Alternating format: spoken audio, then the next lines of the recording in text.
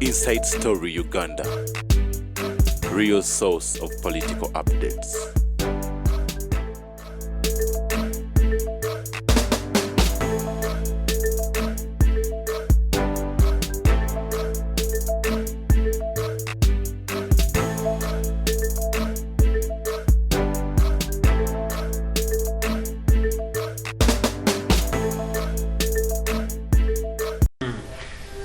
Nze babuli ebintu ebi. Pursuing people does not pay. Ekire Kenya okiraba kati. Uhuru bimulerete. Yeah. Uhuru going. Are at crossroads. And the Kenyans, you know, they have seen the experience of former presidents. Nti whatever you want to do, chimulemesa. Mwali azimbye kisaawe wawe na loko. Nga chairman wa Kanu Jebajango okwijja chamera mu muddo. Ne ayagala atekewe ekibiina kye. Conflict z'olugundi mu Kimogo nga mu bindi. Bachi mulemesa. Wati chali kiche kumera mu. Tewala bekikwate yadde wano recently. Kubyemere bishi. Yes, that's what they do. But to get this, you must be endorsed by the government. Ne uhuru kyabala. Nti uhuru abala. Singandi tayanga wali one international job I want. Can you endorse me? Kakati no abasajja bakikoyi bamukoledde amagezi. Waliwo omukazi gwe nabagamba gwe bayita Kaluwa. Martha Kaluwa. Kakati Martha Kaluwa yakuba mu yekiwo. Nabagamba mu Uganda what is lacking it on the moment you say the moment a woman on the political scene challenging this government ngamutegere against umukazi no muganda ganti bwe akuloga mukazi muyima tasanga mbugo tana sambugo awumanya tabweze. Yes kakugamba nti Martha Kaluwa yakuba moyi yali ayogera ku mukolo nafuma opposition Martha Kaluwa nakwata ensawo ye n'agenda ensi yonna netunula baba namukwatawa ne bategeera moyi awedde omukyala w'amaanyi olaba ne bedde okukwatibwa. His Excellency President Kagame gwe mutabire yali amuse. Abalabo banyiganyiga n'abakimanyi ate ali munda wenyini mukazi attika mukazi yakuzaala attika ate ab'ebweru babakimanyi kubuulira woman is dangerous. Kakati kye baakoze oyo omukazi Martha Kaluwa yakola nnyo okukolera kibaki yakwata akagatto n'akakuba Raila mu mutwe ba ne bamuwa minisita wa justice. Kati ba Uhuru nayinsisinga nti batwale Hague oba babeerewo ebyo Uhuru ne Ruto ne bamukyawo era baali obedient ne bakkiriza ne bagamba tebamuwa kifo kyonna. Kakati he hates Raila, he hates Ruto, he hates Uhuru. The elders, the elders of the Kikuyus elected her as their leader to shape the succession process. Bonna bano tabagala. Ekitegeeza ate abakikuyu balina vote nene. Ekitegeeza kakati kwabo kati ekibalo kya Uhuru akikubye ku ttaka. What if tomorrow you face Kagame?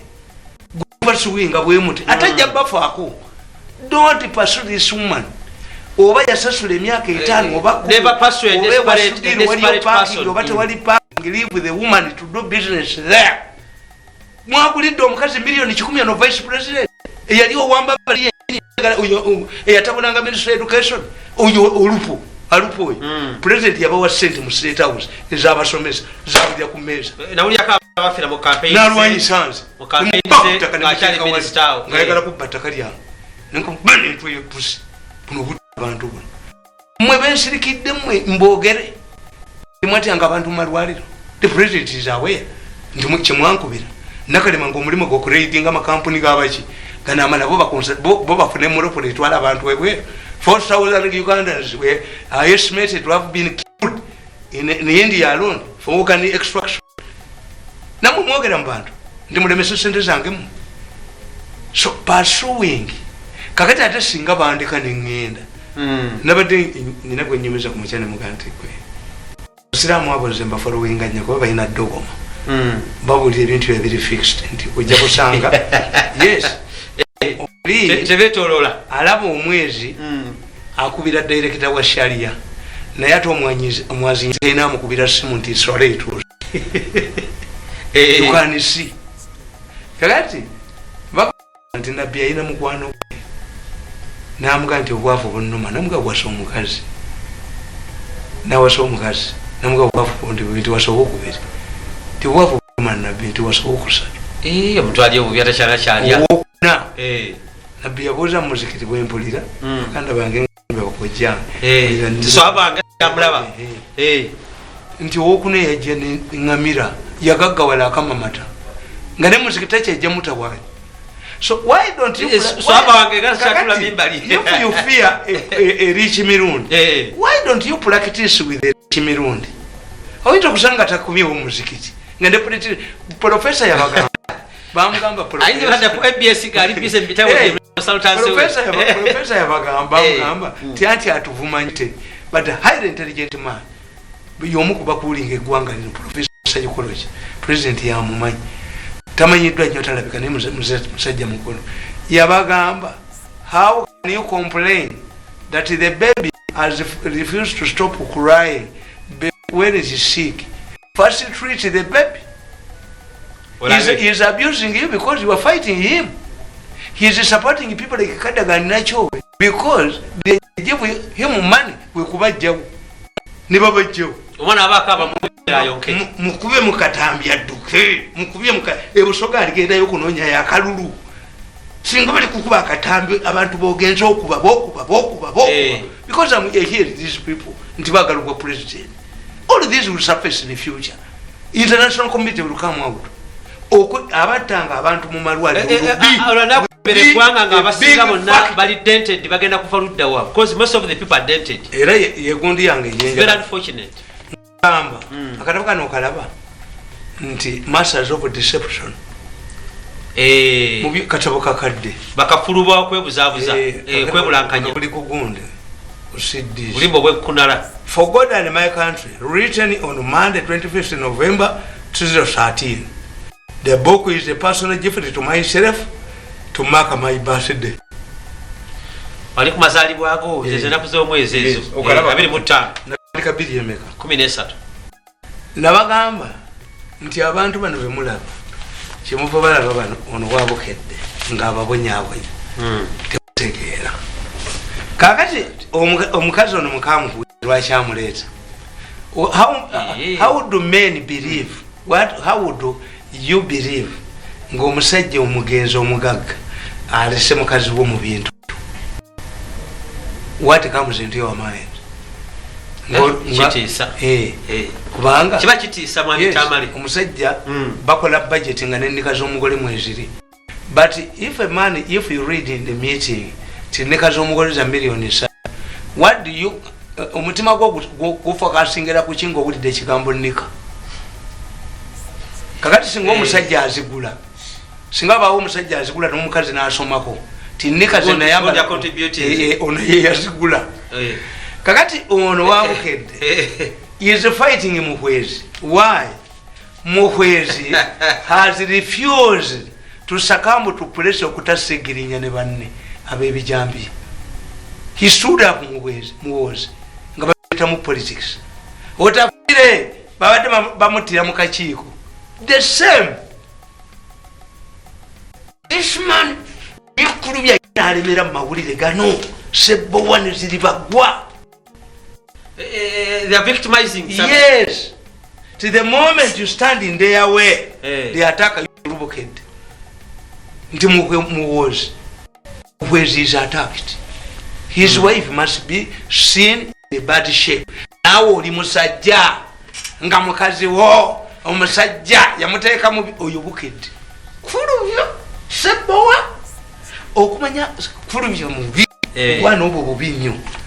Afende Muhoozi bwe yali akuze emyaka gyo 45 he invited Pastor Bugingo. Do you think the family did not consider many other pastors to conclude nti Bugingo yakubera ku mukolo kyewunyisa Bukedde wayita ennaku ezi Bukedde netandika okukuba ekkanisa ya Bugingo Bukedde tayagala muhoozi awagabukedde tumumanyi era babakutteko basigirinya abo waliwo munene abalimu awagabukedde akuba muhoozi bamulanga ki anti nkugambye nti waliwo ebyobusika waliwo muno succession battle era nekali akasajja bwe kaali kagenda nekakuba nga fasedi asinga bawe ki nekalisimba nobukwalubyendiwakabwekati nga kakola fake opinions ndikada Museveni yakube kada kamba bazayitewo kakuba katoni kamba bazali bwali ngali ku 13%. Okumanya akasajja kano buzibu nnyo. They went further. Nebaga nekizimbe kya Uganda Revenue Authority. Bujingo kye yasabira nakyo kyayiseemu amazzi. Bashimya yindi the shaka genda ko obumbi no abambe ekizimbe ekyo baatekayo millions of dollars tiwe kinagwa nga tuzibaddeza bwe bazi basaba nga bazibadde aba revenue baleka amadisa bagagudde enkuba etonnya abantu balowooza nti kyaliikinze no ne babagamba nti millions of mweza dollars bize tukyazibawadde twaleese abalala bubbi busuma naye ne bakwata kasajja kano nolaba omusajja omukulu nga bakuteeka mu mawulire ku earpiece ng'otunde mumbwa buno atunde mumbwa uno katekera wa mwatunde mumbwa ndikira atunda mukalakasa tukaita ka earpiece bye wa mukalakasa negwe nolya se nze kankolire abantu bagenda ne bangamba mbunanga mututi gaabwe nze mfuke mala kwini kana ebikamwe mala kwini bundi obuwombuleka obubobusente obuwombuleka otokiriza netasobola kumufula earpiece nonteka earpiece nga nanga mukalakasa. That's why they should have PROs. Libere yakitibwa weriri nalabyo muwala jene mutuno ya bwendi yadde muwala nali mchapyolwe TV jalanga mbujemba ngenda kumbuya ate yani ale scenarist program ya sente amaye looking for money nasigaza abantu batondo benalwana nabo abakutegeera not looking for money yizo benyo ogambye kalisa byali alowoza senyo nga ndinyizo okuddayo mutume mwaso bakufunidde akalimu akala ku TV nkugambye nti neddambi lyange liganda gundi television na NBS nga top TV radio okulanga nfudde birango byaba is against my will njokola tebatekanga ekirango nkubire ddala omuntu andeetako ejjoogo muddala amatire bwe bansiyo gye kubya so nga loli lujita era kino bagamba nti mwe okuvale bakuba Katumba wamala nagaana okufa n'atafa criminality negenda kufaawo. 2 look what the people now in internal affairs. Muhwez has been a victim of malice and he is still a victim of malice. Amanyi malice cannot tolerate malice. He knows the people are fighting him. Muhwez naye bali bamutaleko bamuwangule nosanga otafiri naye constituency bamutwalira akamulye nateka constituency ndalira bamuteka mu sente obusiru obuwandise babagobera lyo balaga otafiri bamuteredde buulira bino kwata kubuuza wabitadde nino twenda kyokka bagwako kwa obulye byenjoke kakati nkugamba naye ontamye musajja gwe ontamye naawe ndi ku programu lwakitopa mu yange naawe omuntu najja kutabula they create problems for themselves. Kakati nkugamba nti otafiire baite bamwagala ona badame kamanda kakati the issue is kyebayina problem yabo kyebayina their problem is tosobola kukuba Katumba wamala n'asurvive atangi Katumba wamala omusajja olemeddeko ate sijja kukolera byobya umaze okuleta kabababye baloya bababye mujja kuseneka recording akantu kafe basoke bakulazeemu manyi okusomesa kubanga if you buy land ne bakubba did you consult me ngalondagula yes biba no babibanja bantu simanyi bayambi kuki bali mukasera kazi kakati nkugamba these mafias balondola bano bokka okuva le baali mu Katumba Wamala, the mafias cannot survive because attacking Katumba Wamala was an attack on the military. They wanted to demystify the invisibility of the army. The generals cannot accept it. bagenda kufiirawo nti mwandiso tugwa abagamba nti okateera mandwa nti injini yeseza akayo kali bakaliijo tekasooka be mandwa ogipamya mu ngoye ogini yese naye toyinza kubona emandwa zonna zirina okusituka zikulage nti emandwa tekolaki singa omusajja omukwasi w'abakazi abirigama amafuta n'ekiwo ate mulanda maawona bwanga awona ono aba ategere nti obabirioyo balina okwegatta nekakozeseza kakutukeko emandwa tekubwa the army cannot accept police efuuka kagoma police si mandwa bagitamu kaweesa ne bagitamu ani eyo si mandwa amagye mandwa nti abatalibani bakuba yabakuba nebajjako bano balala biwero emandwa tekubwa kakati kitegeeza nti bukedde oyo bamulina kati bukedde bamulina bukedde bamulina nti bajja kubazingazingako kubanga ababukedde abo bebakolaki olupapula mwe babadde mwebatagalira segerinya obujulizi bukontana obujulizi bukontana mubwati kulu nebagamba omusajja onebe nti onebe bamukwata teke mukomera onebe babadde bamuwadde beiro bamuje. What did the Sebo say? What did Bukedde write about the COVID man, the movie man, when he was arrested on allegation? Namuteka mukomera bamuli yako bilioni meka Bukedde yali yaseka ne company ne yagwa katonda wabwe oyo kulu yoyo ababukedde bagula naye balina abawagira era Sebo wana nyosebu kulubya nalwani is a dead newspaper and it is intended for Baganda, very dangerous to destroy Baganda. Anti abaziga tuli bana tuli effective nnyo bano balukozesa ali shape Muganda yani ebya Buganda oyo mwana na mubi nnyo kulubya muzeyi bwatanalwata na reform ngabo yafulumya kano nabana abafulumi atekewani awo mulala katereko mwe bimasaka bya DC mwali mwa dolo olupapula. You don't know how to use your people. Katereka asobole mutaka buli kibuga kyonna kibayita site ba mafia bakiteekamu balinamu ebintu omuntu yagulanga miliyoni ya $1 wetagee omuntu ateja ntama nti oyo omukana namayanja osobola omwepankako gwe bajja ekampala ne baleeta eno ne bamutwala nakuba nsambu ambassador wa mafia kinene I'm telling you, I know her. Is it easy okuvana ne bakutwala wa ne bakutwala bamujja wano ng'agenda kubeera deputy wa Sebagala era naye empapula ezevera naye ani yamba kale bagamba nti abasajja abo we babazanyira wonna wali awo temumanyi kibayita propaganda. Lies. Propaganda is the packaging of facts to suit a certain target. Propaganda operates on deception and reverse psychology. Deception nkulaganga gwofuna mu kintu oba nti kyenkola kituufu naye nga nkola kirala. Reverse psychology kitegeeza nti nkuyinkalinga n'okola ekintu nga nze nkifunamu naye byetaaga mugezi nnyo.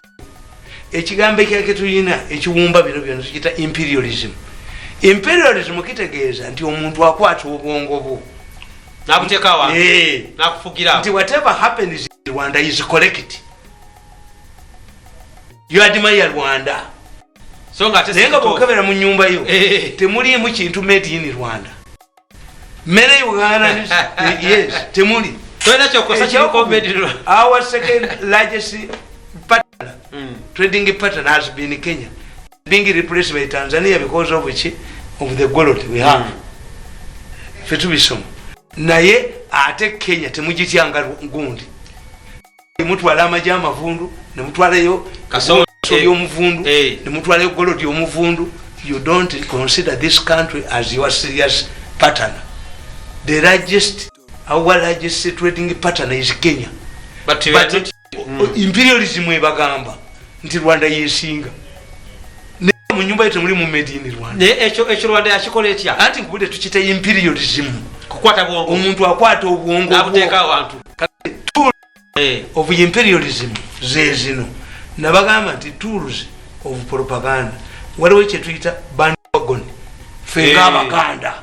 Ulina akuguza ekintu obuukira egaali. Abaganda batulinyeko. Museveni agala kutwala ttaka lyaffe.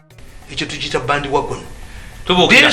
This applies to a targeted group that can easily be manipulated into embracing a proposed idea. It appeals to emotions rather than logic. Ekigali okukira kibuukira tukiyita bandwagon. Abakatuli kibatutwala. Omusajja mazemu abakatuli abaganda abamalazi mu government. You don't reason. Abasiramu tunakwe tulinawo. Tebatuwadde. Bo babadde bakolera ki? Bebawaddeyo. Kafedero kafaako kafedero waliwo ekisajja kye nalaba kyamalidde kikataano. Saba president weyo kafedero tekyasoma ne birimu ekitundu kyakyo. Jamukubira mu ngalo. Ayogedde Lese nga nkubuuza nti federo ekitegeeza kyo kimanyi nakiyimbira yakati siye baganye okukola. Katuyita fancy branding.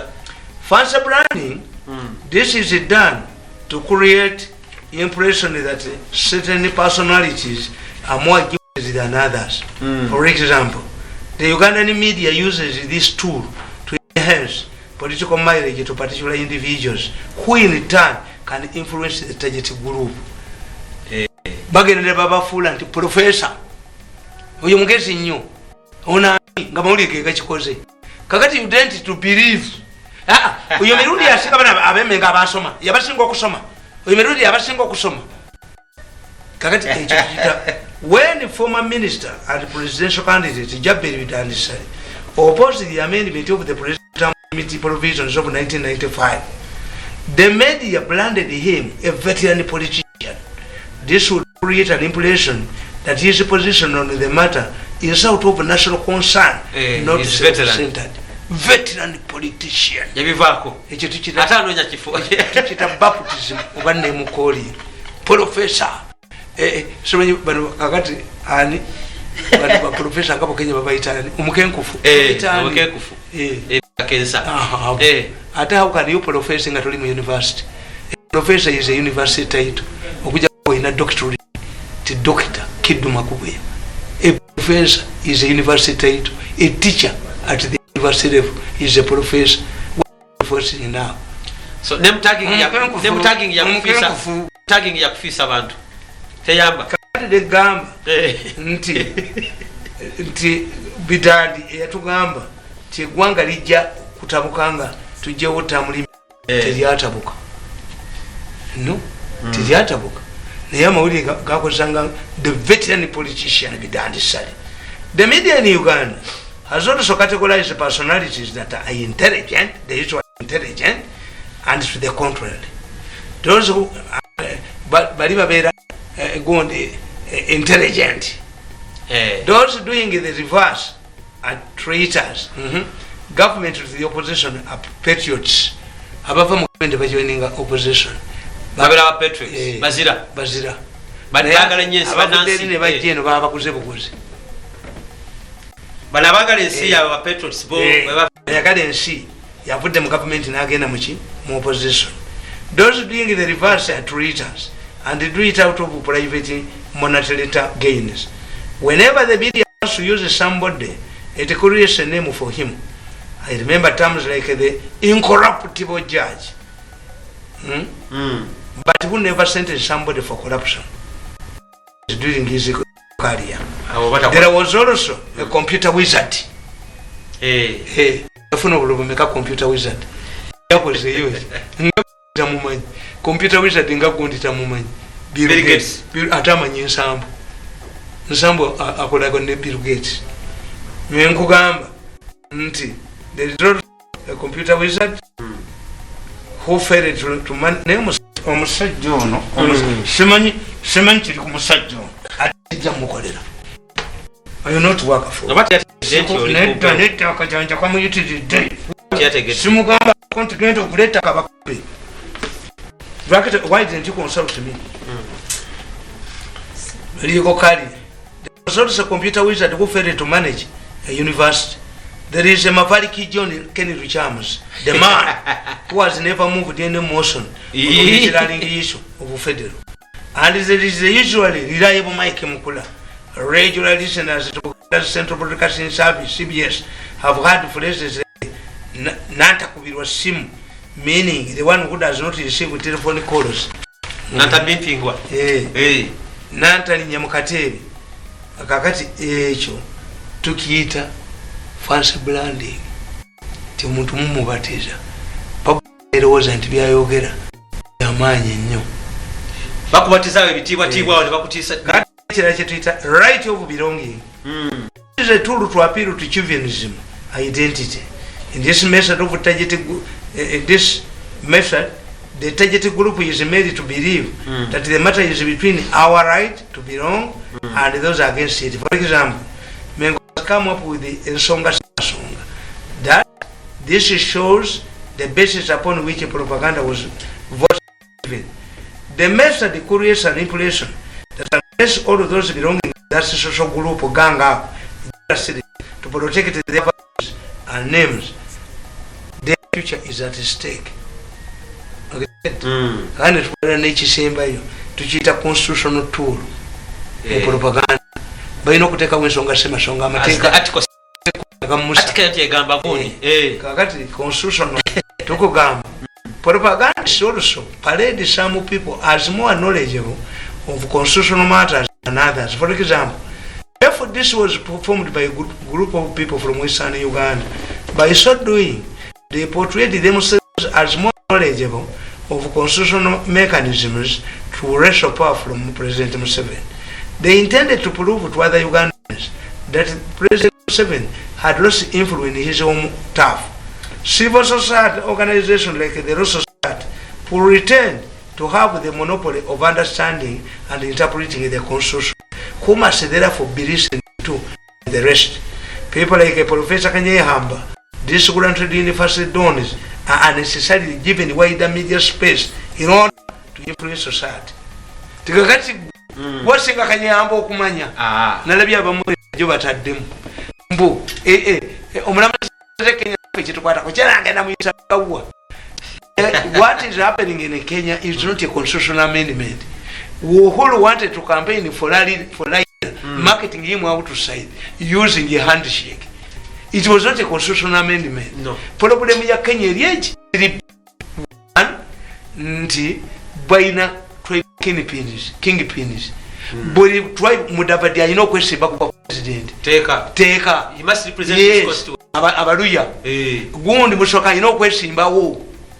Abakamba na kifuba kamba abaluya balina kakati baba lite bamanyi abachukui balina kikirirwa. You have to have an alliance okuwangula Kenya yonna. Kakati tu bwe bamala okuvuganya tebateekawo provision ng'ekyali wano nekibabonyabonya bwe twamala okulonda president nga parliament tugironda oluvannyuma tudda ne wansi. If you failed on this you can do. Kakati bano Kenya babironda olunaku lumu nti kati bw'owangulwa ku bwa president it means you will be in political limbo for 5 years. Nekibayambako abaluya okujja kati kyekibalemye neno nebakikupa nalengera bagamba nti kubanga omulamuzi handshake yani was it a constitutional making a process. But in Uganda our constitution eyina ebintu ebiyuki mu nsi. One, teri constitution yatamaliriza mu Uganda. Constitution ya Uganda teyamaliriza nti tuyina political systems mmeka 3. Tuyina multi-party, tuyina movement, any other democratic nedda amaje bagagana any other democratic anti nga simaje amaje bagajjamu. That's the provision. Nina amaje magezi gasoka kugobawo constitution yegajjawo ne gajisula mu kasero ne gajjawo parliament yali gawakanyiriza endulu ne zivuga kuba amaje gagenda amusikuza agenda nyingi nabo ne basigalawo. Yes, amagye gagenda okuyingira tusobola kagana. Amagye tuyinza kagana. Gayingira o weekend. Akazi no tools ogenda okweyambisa ngo bakyajinga. Baba zijjawo. You cannot prevent the army for good. Oyina kubakola constitutional tool tusomeseza bulungi nnyo. Yes, kakayo ina kyekola. Nti abasajja bano nze kyenyambye Museveni. Tebali baddewo mu family ya Museveni amwanyisa. Nejali. Jali. Isi muwagira. Jali. Ko. Era yagenda naganazali namuvumi. Numuko. Tungo musita kusatira. Ko wembuga mugamba ko. Nabakolera nnyo tebali nsasudde bwe bati. Naye wabukakanya. Wakikola otya? Akali kankobole. Nabawandikira ne mbagamba nti 2013. Nembaga nti abasajja bano bakoze strategy wago. Okukuba family ya Museveni bagikyayisa abantu. Ti the cause of the troubles in the country. Era kizebwa kichita penasseya. Bakitandikira nti mwine kuba family ya Museveni. I moved in. Nembagamba yakireta yakola imperialism gyoga yakikola bulungi nnyo yabukwata wabana Uganda. Tricks used by the opposition on Museveni's family. One, targeting and bashing the first family. It is a strategy to undermine the government. They have targeted the president and members of the first family. The intention is to incite the population against the president and other members of the first family. Many people will recall that when one of the president's daughters taken abroad to deliver her firstborn, the opposition picked on this and tried to incite Uganda against the president. They said the cost of the journey and other related expenses as enough to construct a fully-fledged new maternity hospital for other mothers to deliver from. They urged that since the president has liberty to take members of his family abroad for treatment, this explains why Ugandan hospitals are in dire state.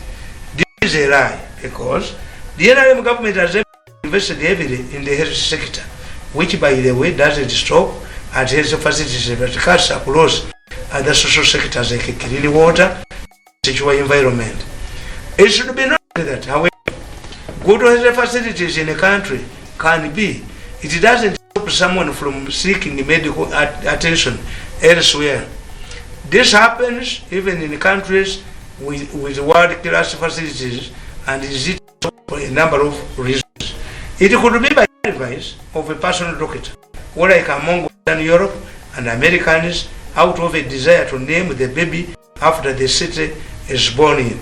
And the cost is obvious, no matter the amount. In Uganda, many medical cases are always referred abroad for, and the beneficiaries are not only Museveni's relatives. Sometimes, medical attention abroad is necessitated by security or culture concerns. Legislative agenda had delivered abroad. Why would it? Because it became strange for the Museveni family, while not for the Kabaka family, or even any other Uganda. It's so because it's deliberately done to incite the population against the president. Yes. Kakati nze navawan nenege ngamuga nona de cancer banga nona sente wagunde nakali wagunde ngana. I picked my man and left for treatment. Mu Uganda nyezo gera mu dwaliro mi tawali wakunda ndibine bya covid nyezo genda ndi nyingire mu intensive care unit mve mu ngandi mulamu ngeze katonda mu Uganda nakaiso mpozi wagalo kafuna wa abana bange babadde tebanakula nagenda ekiboga ne bankuba empisa y'omusujja kakene nziza nga ndi mu